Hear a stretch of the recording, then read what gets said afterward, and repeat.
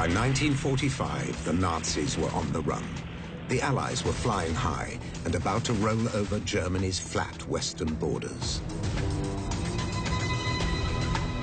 But in the deep southern heartland of Hitler's Reich loomed the threat of the unknown. Fears grew of a last-ditch Nazi fight-back in the Alps. In terms of a defense, it was an ideal place to defend yourself. This was high mountains, very difficult terrain. How could you wage a war with tanks there? Almost not possible. Very low experience from the Allied side to wage a war in this mountain region. A lot of experience from the German side, a lot of elite troops there. They knew there were a lot of SS troops in Austria, so uncertainty. Amid such uncertainty came evidence of the Western Allies' worst fears. Neutral Switzerland bordered part of the German Alpine region. The American intelligence chief in Bern, Alan Dulles, had a grim report. It suggested that a fanatical elite was massing in the mountains. A hard corps led by those with death heads on their caps.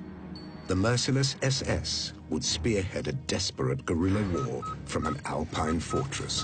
It was the very fact that the Bavarian and Austrian mountains seemed to lend themselves so well to guerrilla warfare, that this horrible idea, because it represented a nightmare for Allied military strategists, that this horrible idea started to gain currency.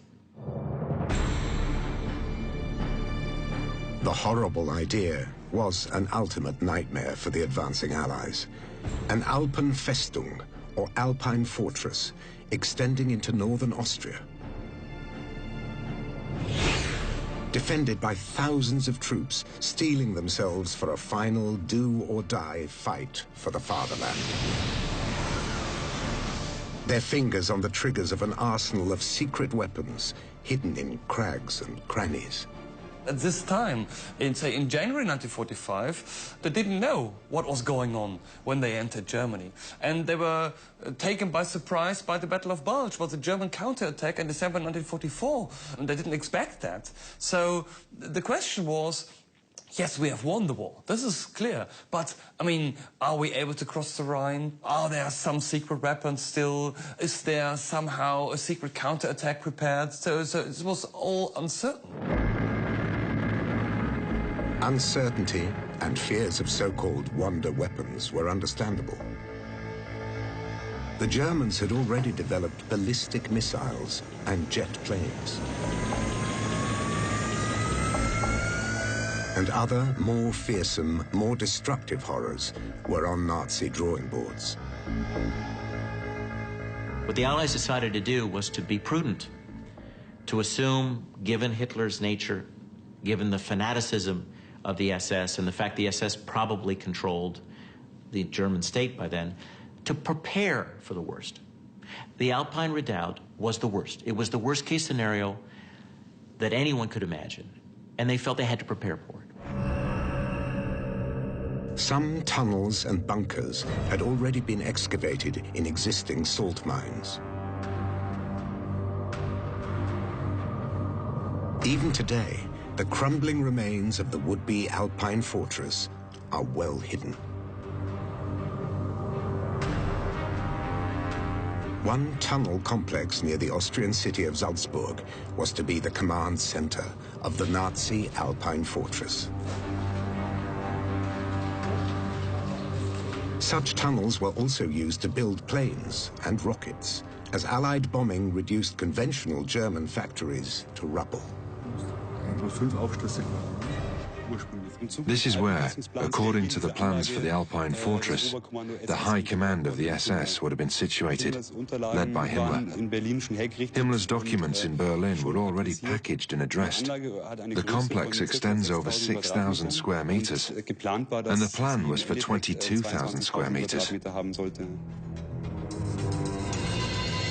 As well as bunkers below, the Germans seemed to be amassing manpower above. Senior Nazis gathered in the Alps.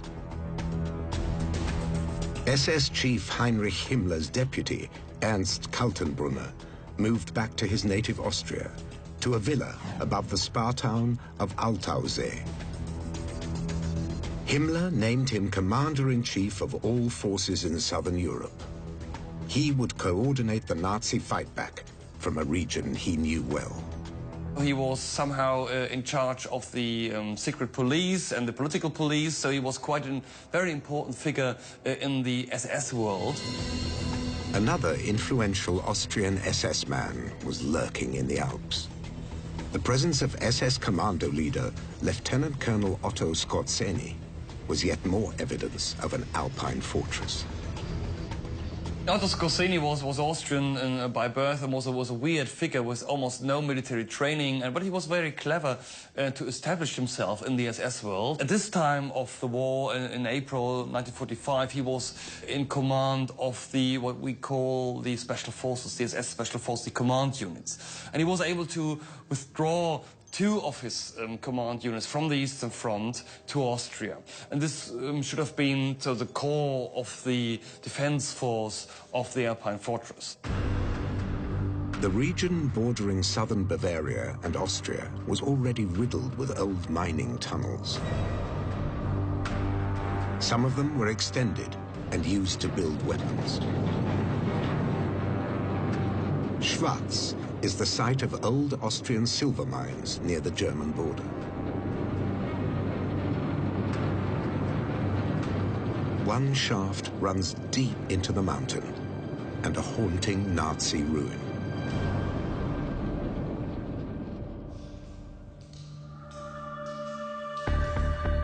The dank, dark subterranean world is usually off limits to visitors.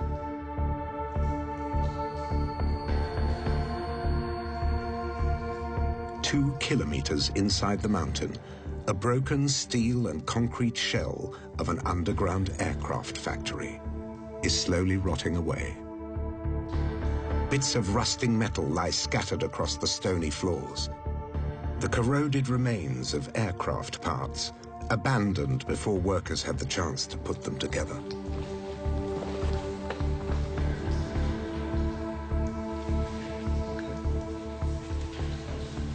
The whole complex is in entirely the same state as it was when it was left, following the detonation at the time. And the workers had only just left the complex.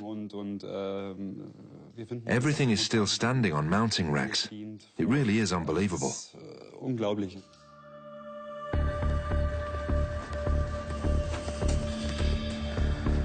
Deep underground, far from the threat of Allied aerial bombing, the old mining tunnels were ideal places to build weapons. Including a new generation of planes die-hard Nazis hoped would repel the Allies rampaging into the Reich. These are the remains of one of the first jet fighters in the world, the Messerschmitt 262. Almost 1,500 were built, but only a few hundred flew in combat.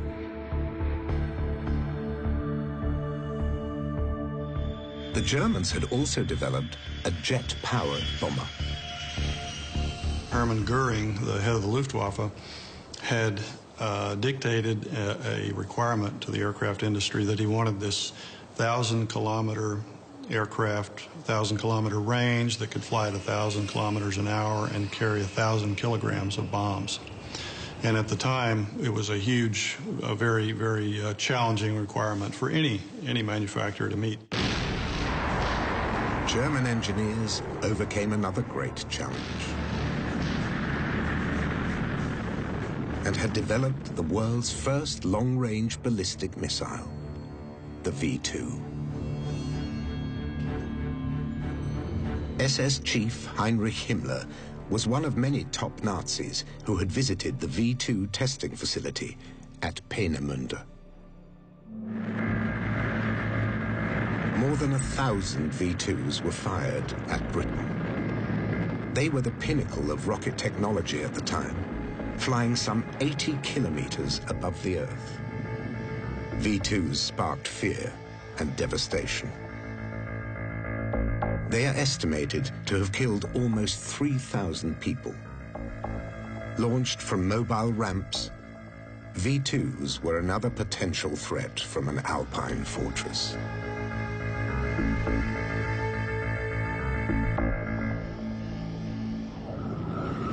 And there was another, even greater horror emerging from Nazi drawing boards.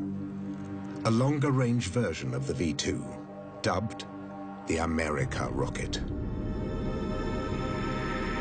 Such horrors were the brainchild of Nazi engineers like Werner von Braun. With Allied invaders closing in around them, in early 1945, they were redirected south to the so-called Alpine fortress. Von Braun was ordered to go to the Alps, so we received an official order to leave Peenemünde. So we didn't flee, but it was requested that we go to the Alpine fortress in the south of Germany. The original plan was, which we had never believed, to continue building V2s down there. The Nazi Germans may have had a technological advantage, but they were vastly outnumbered by conventional planes, tanks, and troops. German airfields and factories were overrun. In central Germany, the advancing Allies found the remains of another wonder weapon, a menacing bat-like jet fighter bomber partially made of wood. Looked sexy and looked efficient and fast and menacing. It was a unique configuration and a unique shape, advanced technology, jet-powered interceptor, faster than anything the Allies could field. The Horten H9 was also covered in carbon and plywood, making it more difficult to detect by radar. It was perhaps the world's first stealth-type aircraft. The Horten brothers hoped their plane would eventually carry a 1-ton bomb. If the Horten 9 could have been put into production, perhaps even fitted it with rockets, which unguided rockets that they could use used against the bombers, I think all these things are quite possible. And fielded in significant numbers, it would have been certainly faster than the Allied piston-driven airplanes, and it could have had a significant impact on the air war.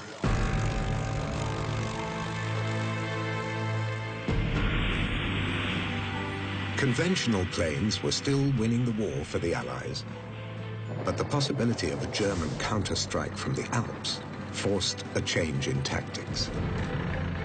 Potential threats like Hitler's rocket engineers had to be stopped from reaching the mountains in the south. General Eisenhower, because of his fear of a final Nazi campaign in the mountains of southern Bavaria and Austria, decides to cut Germany in half to prevent troops, Wehrmacht and SS troops from the northern part of Germany to go south to Bavaria and Austria. Eisenhower changed the direction of his main thrust and directed a spearhead south towards the Alps. He doesn't want to see them filling the mountains with material, ammunition, more troops. So Allied strategy is directly affected. How long would it take to defeat 300,000 Nazis armed to the teeth in the mountains? No one knew. The rocket engineers from the Baltic coast evaded the Allied advance and made it to the Alps. They were a vital asset to be protected in the barracks of the Gebirgsjäger, or mountain troops.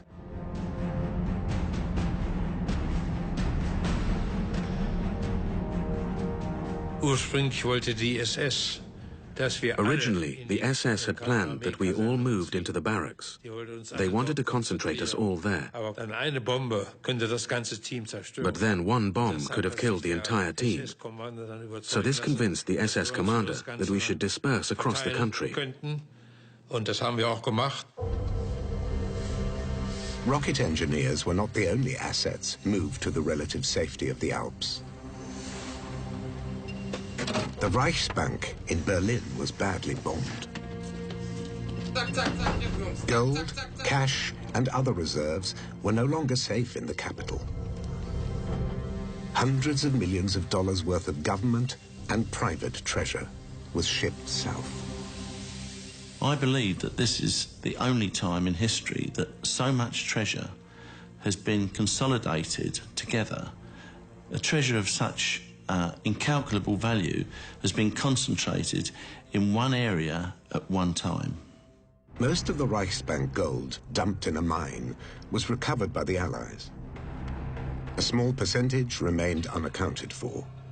There are still Nazi relics in the tunnels, mines, and alpine lakes around Germany's southern borders. Some believe that fabled Nazi treasure still lies hidden in the region where Hitler's die-hard disciples planned to raise an alpine fortress.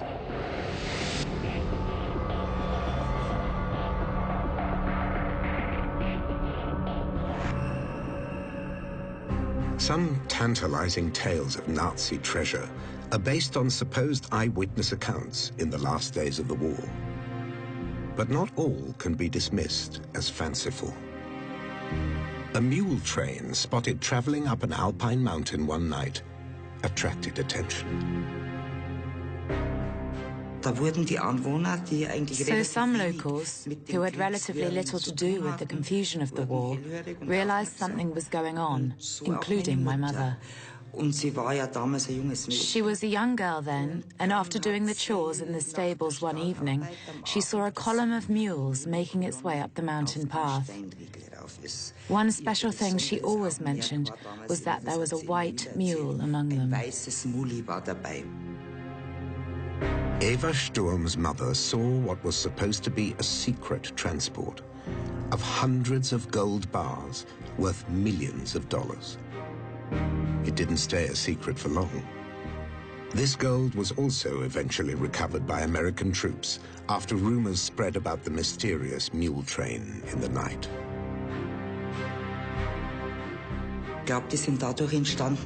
I think the rumors started because there were a few forest workers who saw these bags. So it wasn't all that secret. Many people had noticed something. Rumors and stories persist of other buried treasures that were not recovered. According to local legends, some people grew suddenly rich after the war. Such tales have attracted a new generation of treasure hunters in the old Alpine fortress territory.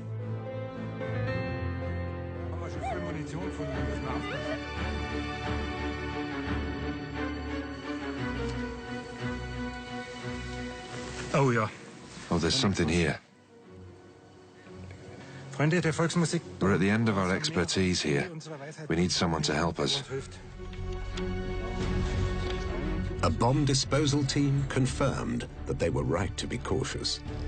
Jürgen and fellow treasure hunters found a cache of live rifle grenades.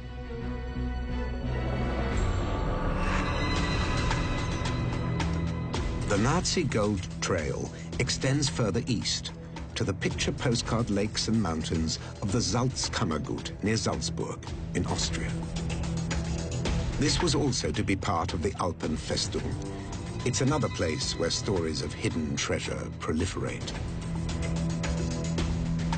There were also treasure caches which came from the SS and the Foreign Office.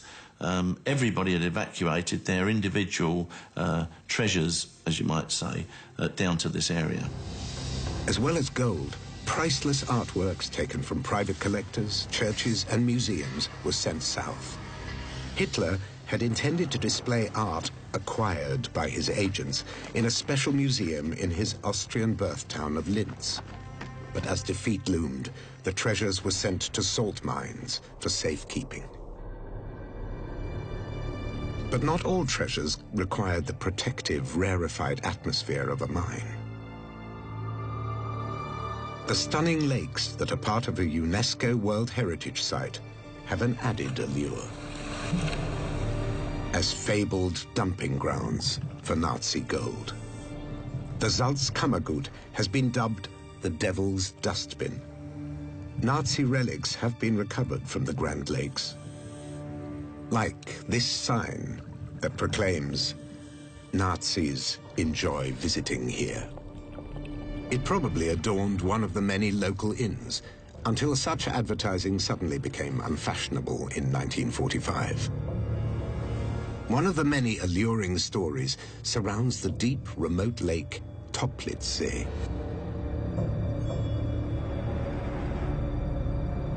A local farmer is said to have been summoned in the dead of night to help SS men dump truckloads of heavy boxes into the lake, packed with gold and secret Nazi files. Such alleged eyewitness accounts sparked a kind of gold rush. Divers dreamt of scooping up a fortune. But alpine lakes are dangerous. At least 2 divers have drowned in the Toplitzsee, its dark waters full of snags and hidden obstacles. But in 1987, it seemed that the deadly risks were worth it. A breathtaking treasure was apparently recovered from the treacherous mud by a local dive expert, Gerhard Zauner. We dumped it in the Toplitzsee and then recovered it and had it confiscated. 3 days later, they realized it wasn't gold. It was a glittering example of Gerhard Zauner's mischievous sense of humor.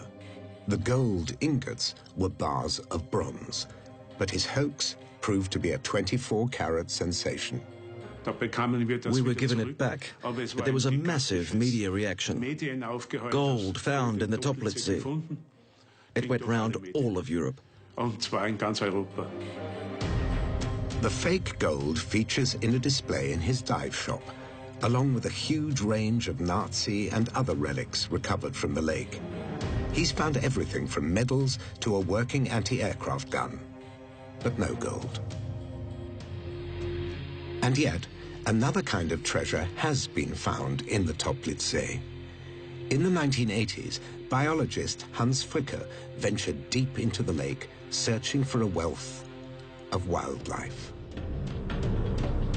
The biologist discovered a previously unknown worm, but that's not what made headlines. The lake yielded an intriguing wartime secret: bundles of British pound notes, perfectly preserved in the oxygen-deprived mud and water at the bottom. It was the second time that British banknotes were found in the Toplitzsee.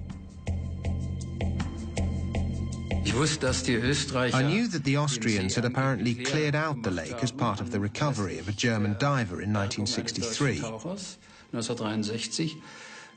So I was amazed that we still found these huge amounts of money down there. Perhaps that's what was in the boxes a local farmer claimed to have seen when he allegedly helped the SS dump them in the lake. A printing press had also been recovered, relics of Nazi attempts at economic sabotage. They were targeting the British economy system, the British money system. So the whole idea behind that forged banknotes was to cause inflation in Britain.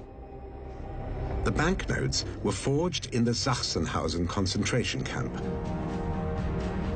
As well as counterfeit currency, Nazi victims were also forced into working on underground missile factories.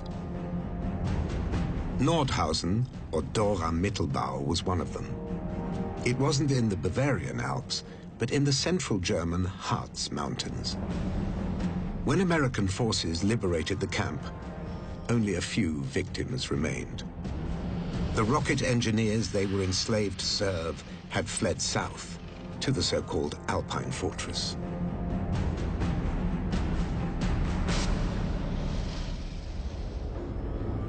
In the Alpine underworld, like this tunnel near Salzburg, the Nazis continued to work their victims to death.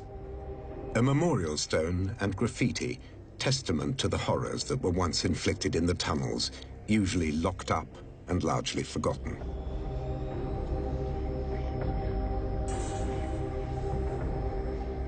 Polish, Italian, and French prisoners from the nearby Mauthausen concentration camp were among those forced into slavery.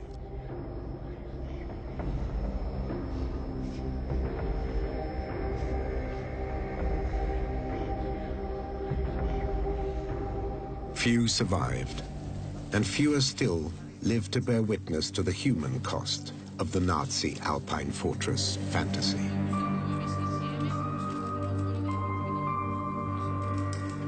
Some returned to commemorate fellow victims of Mauthausen. Like Austrian priest Johann Gruber, who smuggled food and money into the camp, but was found out. And French priest Père Jacques, who was sent to the camps for trying to save Jewish boys from the Holocaust. Both were unable to save themselves, but fellow prisoner Jean Monin managed to hold on to life.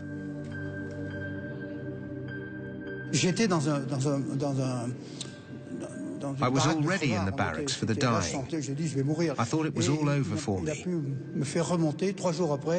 But friends took me into the central camp and hid me there for 14 days.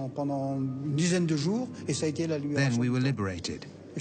I weighed 38 kilos then.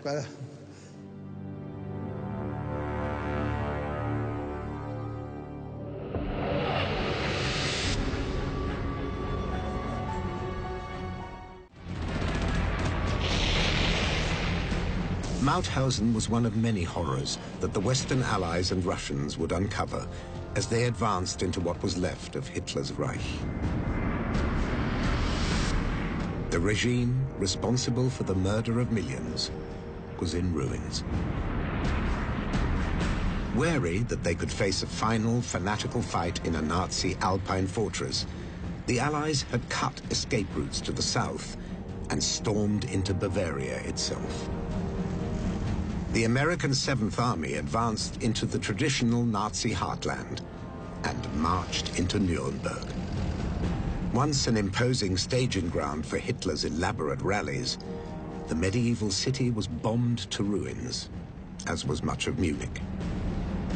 The city that bred the Nazi movement bore telling graffiti. Concentration camps Felden, Buchenwald, I'm ashamed to be German. But few had dared to speak out when Hitler was in power, and millions paid the price.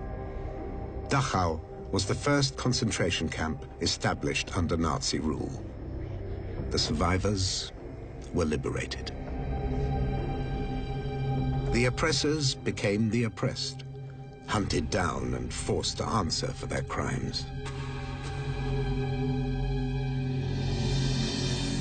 Others, like Adolf Eichmann, who played a key role in planning the mass murders of the Holocaust, retreated into Austria.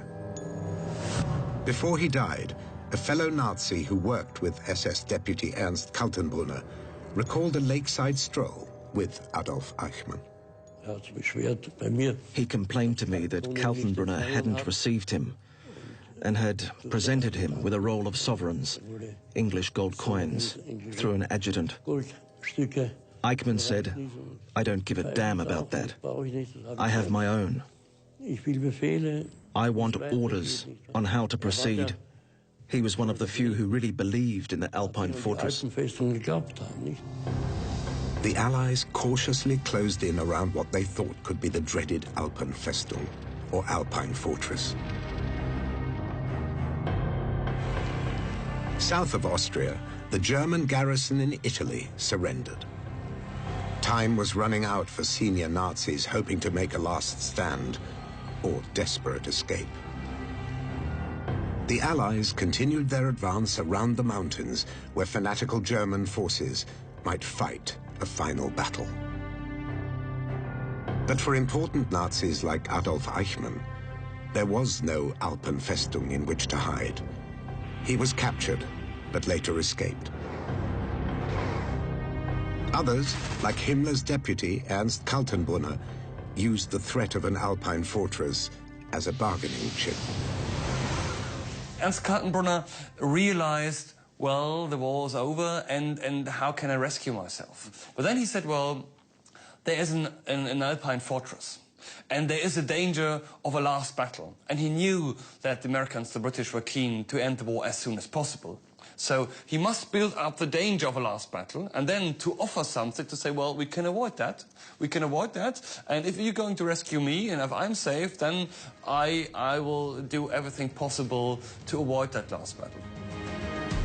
Kaltenbrunner was one of many Nazi war criminals who thought they could negotiate and get away with murder. Karl Wolff had participated in the deportation of the Jews of Italy to Auschwitz. He had to sell something to save himself. And so what he offered was the key to unlocking the Alpine fortress. Once they got into the Alps, the Allies realized there was no fortress, no fanatics wielding wonder weapons in a last-ditch fight. The problem is, if you want to have a fortress, you must build a fortress. You must have time to build fortifications, barbed wire trenches, bunkers, shelters, whatever. It was far too late. So even if we ask the question, what happens if, there was absolutely no chance for them to have more than just a last battle of 1 or 2 days. For some senior Nazis, the Alpine fortress was a ruse that bought them time to escape justice. A group of SS men who should have gotten to know the hangman retired and lived out their days. That was the basic effect of the negotiation. These SS men who offered something they couldn't give managed to escape justice. Other prominent Germans were also keen to talk to the Western Allies. Rocket engineers like Werner von Braun developed the V-2 missiles that killed many thousands of innocent civilians. Yet they were given new lives in the United States to continue their work. I don't think it was a big problem for him. It certainly wasn't a big problem for me. I could see the advantages that we could continue working on rockets here under relatively good conditions, while there was pretty much nothing happening in Germany for many years.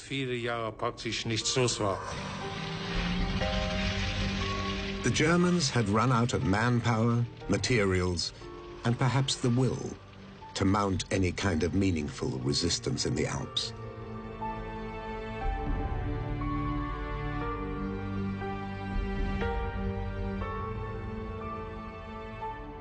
The Wehrmacht and the Waffen-SS was beaten by April 1945. There was almost nothing left. So there was resistance west of the Rhine, but not very much east of the Rhine. There was resistance in Hungary from hardcore SS units, but not in Austria anymore. Nothing was prepared. There was no fortress. There was nothing there. It was just a peaceful lakes, peaceful alpine region. There was a spring, nice weather. In the calm that followed the spectacular fall of Hitler's Reich, lesser-known Nazis like Adolf Eichmann slipped away. But there was no escape for the larger-than-life figure of Luftwaffe chief Hermann Göring, who also fled south. His flamboyant tastes extended beyond elaborate uniforms. The Reichsmarschall was an avid art collector. But the art treasures of senior Nazis like Göring and Albert Speer came from dubious sources. Ironically, some Nazi art ended up hidden in Austria, where it had originated, taken from Jewish owners after the Nazi annexation in 1938. They set up an organized system of expropriation called Aryanization, by which they registered the property, the assets of Jews in Austria, and then systematically stripped them of their wealth. Now, the art collections were part of that asset stripping process, and German art dealers moved in and removed systematically, metaphorically speaking, at gunpoint, the art collections of Jewish art dealers and art collectors. Thousands of artworks destined for Hitler's Führermuseum were recovered from an Austrian salt mine. Himmler's deputy, Ernst Kaltenbrunner, was also extracted from his Alpine hideout. He was tried for war crimes and hanged in October 1946. According to some accounts, a large quantity of gold was found hidden in his Alpine villa. SS commando leader Otto Skorzeny was also captured. He's also said to have had a hoard of Nazi gold.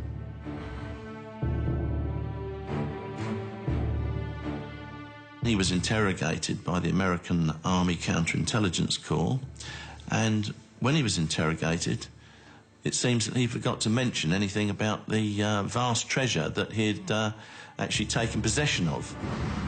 The SS Major is the subject of many intriguing tales. One says he was sent to France in search of the Holy Grail. Despite admitting that he and his men fought in American uniforms, he was spared, and some say extremely rich. Skorzeny received a treasure from Josef Spassel, a senior SS administrator. He had orders to get in touch with Skorzeny, and of course he handed over a tremendous amount of treasure to Skorzeny, which has disappeared.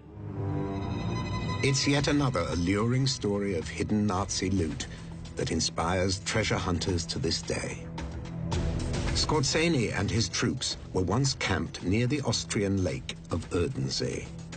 Evidence of their presence was found in the mud. I marked all the underground springs here for the hydrographic office. This lake is like a gigantic bog, and during this work, I found a ring. The SS Ring of Honor seemed to have been flung into the lake as the Allies approached. Perhaps it wasn't the only thing dropped into the Erdensee. Another tale has emerged of mysterious goods dumped into the water. There was a forester who told us there was an Alpine hut here, and a high-ranking SS officer had come to get the key.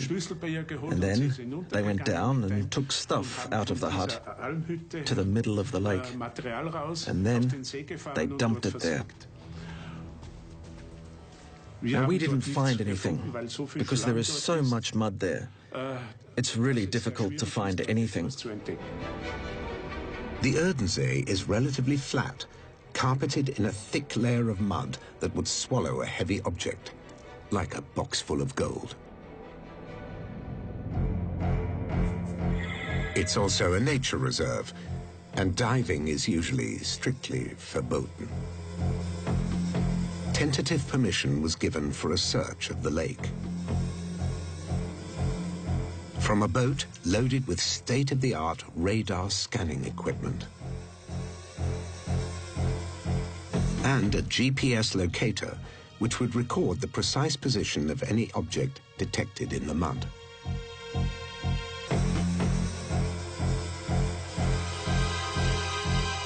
A radar map of the lake floor revealed a box-like shape in the mud.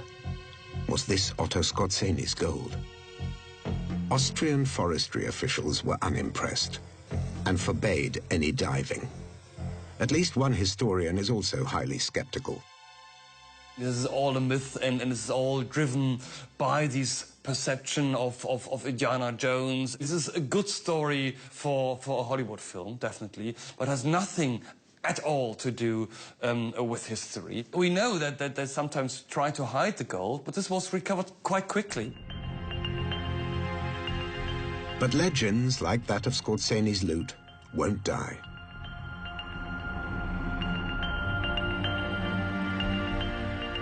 If a fortune in Nazi gold was dumped in the lake, perhaps it's already been recovered and spent. After the war, SS commando leader Otto Skorzeny left his native Austria for good, to enjoy an apparently wealthy life. Skorzeny was put into a prisoner of war camp. He was there for approximately 3 years, I believe, 2 or 3 years. And ultimately, he just walked out of the prisoner of war camp and disappeared until he resurfaced in Spain in 1950. at which point he seemed to be much richer than he had been previously. Otto Skorzeny was interviewed at his holiday home in Mallorca in 1973. Ruled by the fascist dictator Franco, Spain was a safe haven for unrepentant Nazis.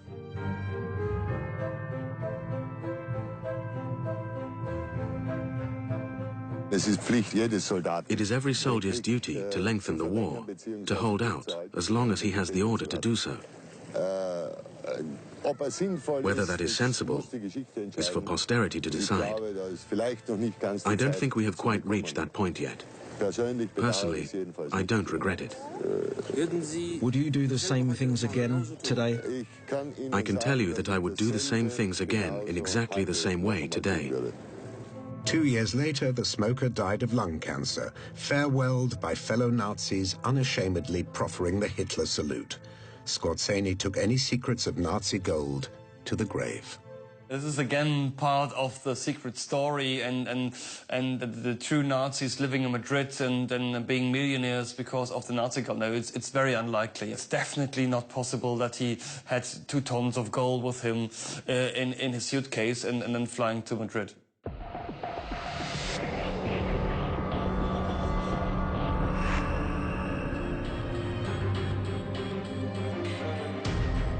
Back around the German alpine town of Garmisch, the hunt for fabled Nazi gold goes on.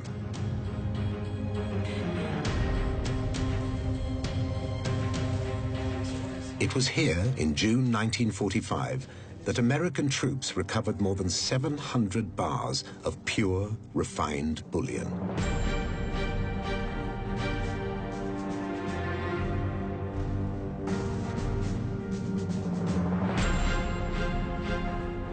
The hoard was worth hundreds of millions of dollars.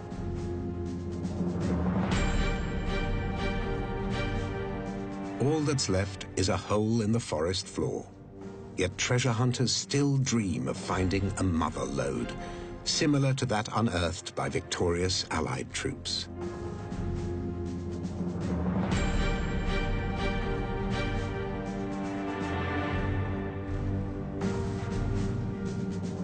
The riches that were recovered were transferred to a special Allied commission. A lot of the treasure was found in the 1940s, but an awful lot of treasure just disappeared. Some of it was stolen, some of it may very well be still there. And somebody, one day, might just find some of it.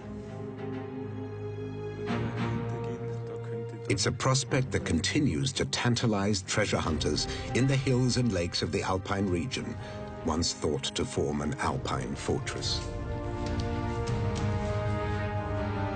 But the Alpenfestung was a myth. There was no fortress, and no heroic last stand in the mountains of Germany and Austria. Like the Alpine fortress, the legends of Nazi gold also seem to be no more than a myth. Yet the scouring of crags and crannies goes on. German and Austrian lakes have produced a variety of Nazi relics. Tons of wartime detritus have been recovered from the deep waters of the Toplitzsee. Bombs, mines, and rockets, but no boxes of gold. You don't put a gold treasure into a deep lake because it's just impossible to recover that thing. So it's very unlikely, very, very unlikely that in some deep Austrian lakes they're still waiting something for us.